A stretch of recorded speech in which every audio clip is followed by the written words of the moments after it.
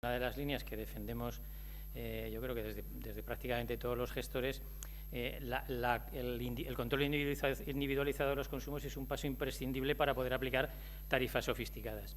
Tenemos ejemplos como puede ser París, donde los contadores individuales son residuales, donde la mayor parte de los contadores son totalizadores por edificio, donde además los vecinos pagan el agua con los gastos de comunidad. Si podéis pensar que cualquier tarifa lo único que puede pretender en esos casos es recuperar los costes, pero influir en los hábitos de consumo de los ciudadanos es prácticamente imposible. Se estima que entre un 15 y un 20% del consumo es mayor en los contadores totalizadores que en los contadores divisionarios. Es decir, que la sensación de que tu consumo se está controlando a través de un contador de manera directa o indirecta influye en cómo los ciudadanos nos comportamos. Está habiendo, sobre todo desde las épocas estas de crisis, una tendencia pues, a nivel internacional a reducir costes, y uno de los costes lo que se está haciendo es disminuir el número de lecturas al año, y lo que se hace es facturar consumos estimados en determinados periodos. Se mantiene la periodicidad de facturación, si es bimensual o si es trimestral, pero luego leemos una vez al año, con lo cual lo que hacemos es, al final del año, regularizar. Esto, de cara a utilizar la tarifa como una herramienta de gestión de la demanda, es contraproducente. Lo que tiene que haber es una correspondencia directa entre lo que gasto y lo que pago. Si nos acercamos hacia el abastecimiento, todos somos conscientes que es un servicio que se entiende como natural que se gestione desde los municipios, se entiende como natural que sea el municipio quien soporte los costes del suministro en alta y otros costes asociados a las afecciones al medio ambiente, y que luego lo repercuta a los ciudadanos a través de sus tarifas. Sin embargo, conforme se han ido construyendo los servicios relacionados pues, con el alcantarillado y la depuración, son servicios donde han empezado a intervenir otros niveles de la administración autonómica y algún otro tipo de administración intermedia. Esto ha supuesto que se generen tarifas distintas que ya no están gestionadas de los municipios, pues construidas con otros criterios. Entonces, cuando queremos trasladar al ciudadano la percepción sobre el coste real de lo que el servicio integral del abastecimiento a las ciudades supone, esto es un lastre, porque las tarifas que tiene un municipio no tienen por qué coincidir ni en su estructura ni en su contenido con las tarifas que aplican otras instituciones. Por lo tanto, es difícil desde ese montaje, desde esa estructura, lanzar un mensaje coherente de cómo debe comportarse en función de cómo la tarifa actúe. Y, por tanto, es difícil concienciar, que sería un poco el objetivo, a los ciudadanos sobre la escasez del recurso y de que tomen medidas para que su consumo sea responsable y eficiente. En general, los servicios, sobre todo los vinculados al saneamiento, se han ido construyendo desde las comunidades autónomas, y las tarifas de las que se han servido, pues fundamentalmente han tenido una finalidad recaudadora. Es decir, lo que se pretende no es tanto influir en los hábitos de consumo de los ciudadanos, sino que lo que se está pretendiendo es recuperar los costes de lo que nos ha costado la inversión que hemos hecho. Pero una cosa que nunca se ha hecho, yo creo que esta mañana, cuando se hablaba de la regulación y se hablaba del papel de las administraciones, por supuesto, la planificación global es una competencia que tiene sentido que esté relacionada con la comunidad autónoma, pero la intervención, las inversiones que se hacen desde las comunidades autónomas, en muchos casos no se han basado en criterios de eficiencia, y yo todavía estoy esperando que en alguna comunidad autónoma española se haga evaluación de las inversiones que se han hecho y llegar a analizar si realmente hemos gastado lo que teníamos que gastar y, lo que es más importante, en lo que había que gastarlo, ¿no? La alternativa pasa por reordenar los servicios del ciclo integral del agua a través de los municipios. Yo creo que las competencias ya están definidas en los municipios. Los cánones que se han aplicado en la práctica totalidad de territorios del Estado español no son cánones medioambientales, son cánones meramente recaudatorios, y que además no fomentan la eficiencia por ningún lado. Hay que cambiar un poco la manera, bueno, un poco no, un mucho, la manera de gestionar el ciclo del agua en las ciudades. Yo creo que hay que darle a los ayuntamientos el papel primordial, centralizar en los municipios tanto la gestión como la repercusión a los ciudadanos del coste integral del agua, y de esa manera fomentemos pasar de un modelo de gestión del ciclo del agua basado en la oferta, en la inversión, para que cada vez tengamos más recursos disponibles y podamos depurar esos recursos, y pasemos a ese nuevo paradigma de gestión de la demanda, donde de lo que se trata es de consumir lo mínimo imprescindible para satisfacer nuestras necesidades y de esa manera alargar la vida útil de las infraestructuras para que no necesitemos invertir y podamos seguir teniéndolas disponibles. Es que el consumidor tiene que tener un conocimiento claro de lo que gasta y de cómo se comporta la tarifa en relación a sus consumos. Tiene que tener claro qué es lo que se le está facturando y cómo esa tarifa se comporta a partir de sus consumos. Jo em centraré més en quins aspectes hauríem de valorar d'una tarifa per tal que aquesta pogués garantir l'accés al dret humà a l'aigua. D'entrada, val a dir que no hi ha un consens internacional sobre la forma de finançar el servei, si no, no estaríem aquí parlant d'això. Hi ha com dues visions una mica diferenciades. Per una banda, als anys 90, a les cimeres de Copenhague i d'Oslo, es van definir els serveis socials bàsics universals, entre els quals es va incloure l'accés a l'aigua i el sanejament. I el fet d'estar inclòs com a servei social bàsic universal voldria dir que ha d'haver-hi unes certes implicacions en els pressupostos públics per poder fer front a aquestes despeses.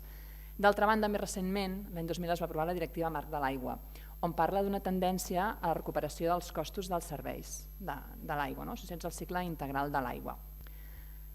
Entrant ja en el tema, en les tarifes com a principal instrument de finançament del servei en el que és el nostre entorn com a mínim, aquestes haurien de respondre als objectius de, per una banda, garantir un consum bàsic a un preu assequible, això és el que ens donaria la garantia d'accés al dret humà a l'aigua i al sanejament.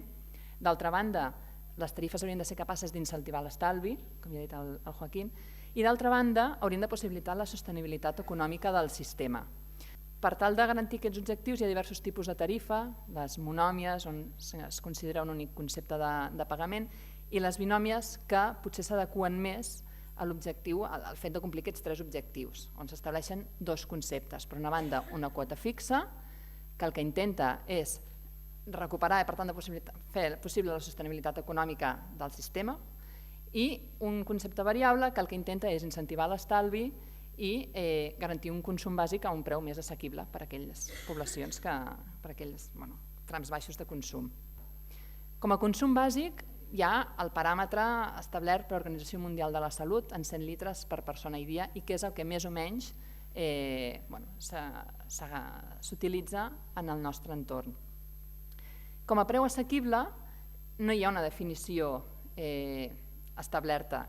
Sí que hi ha uns certs paràmetres o valors que han establert Nacions Unides i el PNUD on es considera que el cost de fer front al servei d'abastament d'aigua no hauria de suposar més d'un 3% dels ingressos familiars i si a més del servei d'aigua hi afegim el servei de clavegueram i la depuració no haurien de superar el 5% dels ingressos familiars. Les tarifes que consideren el nombre d'habitants per la llar s'ajusten millor al que seria la garantia del dret humà. És a dir, com que consideren un nombre, una dotació per cada persona resident en una llar, s'eviten qüestions com, en el cas de famílies nombroses, que se'ls penalitza i en el cas on viu una única persona, donar un consum molt elevat a preus baixos, és a dir, que estaria el consum dins del primer tram i podria consumir tot el que és el primer tram, sent habitualment més de 100 litres per persona i dia. Pel que fa a la tarifa de clavegueram, també hauria d'entrar en discussió la forma de calcular la tarifa de clavegueram, al formar part del cicle integral de l'aigua i hauria d'estar vinculada al consum d'aigua, no pas a altres conceptes com podria ser valor catastral, etc. I el que ja havia comentat en Joaquín, la diferència de criteris entre el càlcul de tarifes d'abastament, de clavegueram i de sanejament dificulta la comprensió de la factura i fa que sigui difícil actuar per part de la ciutadania. I això dificulta la transparència i el compliment de l'accés al dret humà. Caldria, d'una banda, harmonitzar els criteris i que la gestió estigués o tendís a estar feta pel mateix gent, tant abastament com sanejament. El subministrament està a dia d'avui amb un IVA del 10%. Des del punt de vista de garantir el dret humà no hi hauria d'haver IVA. La proposta, des del punt de vista de garantir el dret humà a l'aigua i al sanejament, hauria de ser que fos un servei sense IVA. A nivell pràctic, això és molt difícil, perquè de fet no es pot fer, perquè si a dia d'avui l'IVA fos no hi hagués IVA en el subministrament de l'aigua, els costos, el preu pel consumidor encara seria més car, ja que les entitats no es podrien desgravar l'IVA que han de suportar. Per tant, encara seria més car. Per tant, com a mínim i momentàniament caldria plantejar una modificació de la llei de l'IVA perquè sigui com a mínim del 4%, equiparant-lo amb altres conceptes com seria l'alimentació. I s'hauria de treballar perquè realment pogués eliminar-se del que és el servei d'abastament d'aigua. El Prat de Llobregat, sabeu tots on està, és un municipi de l'àrea metropolitana, que al costat té grans infraestructures de serveis en el seu municipi, està dins d'una plana deltaica, això condiciona l'existència d'aquest recurs en forma d'aqüífers d'una forma significativa i per això també li dona una certa singularitat. Tots estem acunyant aquell concepte del Prat terra d'aigua perquè ens agrada explicitar-ho. L'empresa és una empresa de capital 100% públic, és l'Ajuntament el propietari, es va crear l'any 88, abans del 88 era un servei municipal, era una gestió directa des dels funcionaris de l'Ajuntament i a partir del 88 es decideix crear una societat anònima on estava absolutament controlada per l'Ajuntament del Prat. De fet, nosaltres no hem conegut altra forma de gestió que no sigui aquesta gestió directa. Estem ara en temes de fer una xarxa d'aigua d'ús no potable en paral·lel, és una aposta molt forta, i creiem molt en aquesta història de tenir aigües de diferents usos i diferents qualitats per diferents usos. Fem també el que seria el manteniment del clavegram en baixa, el sanejament, no fem depuració, la depuració en el nostre territori està delegada a l'àrea metropolitana, que per un tema d'economia d'escala funciona així, i fem algun manteniment extern, altres feines que després veurem sortiran, que serien ingressos no tarifaris que tenen molt d'interès a l'hora d'ajudar la tarifa a reduir-la i eliminar costos. L'abastament, tenim producció pròpia al voltant del 70% amb dues estacions de producció que el que fan és captar aigua de l'aqüífer del delta i osmotitzar-la i tecnològicament amb algunes operacions complexes fer-la potable i un 30% que comprem amb aigua amb alta a la xarxa metropolitana, el que seria l'aigua Ter Llobregat. Tenim gairebé uns 30.000 abonats, 29.000 i pico de contractes, dels quals òbviament majoritàriament són domèstics, tenim aquesta estructura. En quant a producció, els domèstics són el 62%, hi ha un consum municipal d'un 10% i un altre 10% per el que seria les obres, les indústries, i un 18% per el que seria comercial. Aquest tipus de subministraments són els estàndards a l'hora d'estructurar els diferents usos de l'aigua. La tarifa, abans ja s'ha comentat, hi ha una estructura de quota fixa, una quota de servei, i una altra de variable, que seria el volum consumit.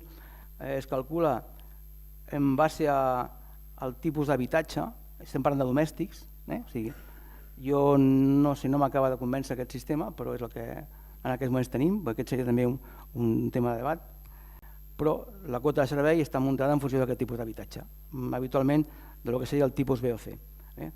La resta, les quotes de servei per el que no seria domèstics, per la resta va en funció del tipus de comptador, del diàmetre de comptador, bàsicament.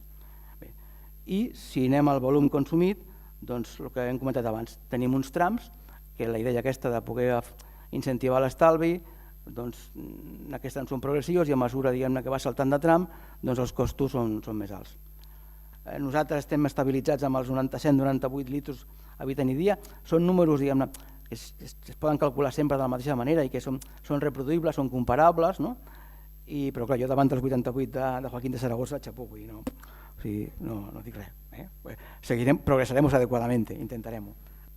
Què vam fer nosaltres? Vam crear una tarifa social, que les seves característiques són aquests dos aspectes que hi ha aquí.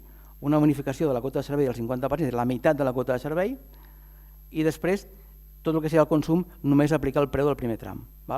És a dir, tota aquella gent que es pogués acudir, tot aquell abonat que es pogués beneficiar d'aquesta tarifa, aquests serien les bonificacions que percebria. I quins requisits s'han de tenir per poder beneficiar-se d'aquesta tarifa social? Bé, n'hi ha alguna cosa més, però bàsicament és ser el titular del contracte. Això ho establim perquè ens interessa molt normalitzar les dades, vull dir, és molt habitual que els contractes estiguin a nom de qui realment no està a l'habitatge, que realment es garantitzi el consum sostenible, aquests 100 litres habitant i dia, I després que hi ha un límit, un topall, que també s'ha parlat abans, a nivell d'ingressos, que faríem referència a aquest indicador de renda de suficiència de Catalunya, que és aquest indicador que es fa servir a nivell autonòmic per veure si algú pot o no beneficiar-se de les prestacions socials de l'autonomia. I un altre concepte, el fons de solidaritat. Bé, això és diferent, no són tarifes socials, aquest és una partida a fons perdut, vull dir que està allà i que es posa, diguem-ne, en mans dels serveis socials perquè siguin els propis serveis socials qui la gestionin. Si parlem de xifres, diguem-ne, que han estat mítiques alguna vegada, seria aquest 0,7% de percentatge sobre un pressupost que es pot destinar a projectes de cooperació, de solidaritat, digueu-li com vulgueu. En el nostre cas, un 0,7 dels nostres ingressos tarifaris serien aquests 35.000 euros. Estaria bé que totes les companyies poguessin posar el 0,7, i penso en companyies de grans ingressos, i no sé si algú penseu el mateix que jo, però seria molts diners, diguem-ne, a fons de solidaritat. Que el sector del cicle integral de l'aigua es replega al voltant d'unes 100.000 persones treballadores. Avui en dia hem de partir del fet que a dins de les empreses, de manera general, no es pot dir que hagi penetrat la mateixa qualitat democràtica que tenim a altres sistemes de gestió de la nostra societat. Això dificulta també la capacitat de fer millores, simplement, per exemple, en l'optimització de recursos, en l'estalvi de les empreses, gestió de l'electricitat, de l'aigua. Tot això tenim molts pocs canals, fins i tot en empreses que diuen tenir sistemes de gestió ambiental certificats. Els que tenen el selló de qualitat, de vegades parles amb els treballadors, com ho porteu? El què? Hosti, comencem malament, no? Si no, hi ha la informació bàsica de que aquesta empresa té aquesta manera de fer, aquesta voluntat política i no la desplega simplement informant el treballador, alguna cosa estem fent malament. Doncs perquè de vegades oblidem que la competència avui en dia de la tarificació de l'aigua és totalment local. Torno al tema de la comissió de preus. A mi m'han trucat i de vegades no sé ni com m'han detectat, perquè la comissió de preus també ho comentaré després, una miqueta opaca, però m'han trucat ciutadans d'aquest país, de vegades de Tarragona, de vegades de Girona, la majoria de l'entorn metropolità, preguntant-me per què hem aprovat tal tarifa.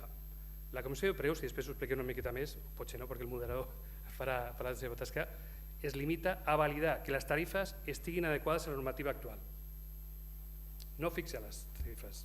Bàsicament és una proposta de vegades de les empreses, de vegades del tècnic municipal, del ple municipal, de l'alcalde directament, això hi ha una casuística molt diversa, i la Comissió de Preus el que fa és validar-la. La sorpresa és que tota aquesta reivindicació o consulta no es faci directament al municipi el qual té de debò la competència, però té ara, ja sigui una empresa 100% pública, en el cas del Prat, o 100% privada. Quan valudem els expedients de preus a la Comissió de Preus, hi ha una dada molt significativa, que és el rendiment, és a dir, les fuites, les pèrdues. No trobem massa diferències entre empreses de gestió pública i privada, sincerament. No és una afirmació provocada ni... No ho entenem. Fins i tot tenim algun municipi de gestió pública, fins i tot referent per la seva antiguitat, que, hosti, Déu-n'hi-do, costa molt assumir que això sigui gestió pública de qualitat. Hauria d'entrar en que és un municipi petit, muntanya, etc., però ara mateix no notem aquesta percepció. Pel que fa al punt de vista laboral, és el mateix. Avui en dia, si comparem, ja sabeu que el 70 i pico % dels treballadors i treballadores del cicle d'aigua, sobretot quan parlem d'abastament, estan al grup A. Si comparem les seves condicions a les empreses públiques, no hi ha massa diferències. Van fer un ERO també, Aigües de Prat també i Comissions Obreres també, que sapigueu que tothom ha patit crisi. Això, des del món sindical, sí que desitgem, sí que apostem per un enfortiment del sector públic. És un referent per a la resta de sectors, dona més garanties de gestió interna, d'accessibilitat, les normatives d'accés als llocs de treball són molt més transparents, es nota molt, per exemple, simplement per l'efecte d'arribada de la dona als llocs de treball, en el cas de l'administració pública és molt equilibrat. Nosaltres considerem que els treballadors han d'estar sempre informats d'aquest tipus d'iniciatives, però no quan ja ho hagi pactat com a ajuntament, quan tingui un document, no. Estem parlant dels llocs de treball de moltes i moltes persones de Catalunya. Pensem que això és important justament per evitar problemes, que hi hagi una transparència i una comunicació directa. Més enllà d'entendre que quan fem Aigües Vides podem formar part de col·lectius i fer arribar a ententes i consensos amples a l'hora de definir el model de gestió que hem de tenir en aquest tipus d'àmbits. Podem fer coses a partir que hi hagi voluntat política, que hi hagi participació. Aquest matí es feien aquí molt més adjectius, però a partir de definir models que siguin dinàmics, que s'adaptin a cada realitat, que no siguin tancats, però que cerquin certa harmonia, em sembla que comentava la companya que m'ha precedit.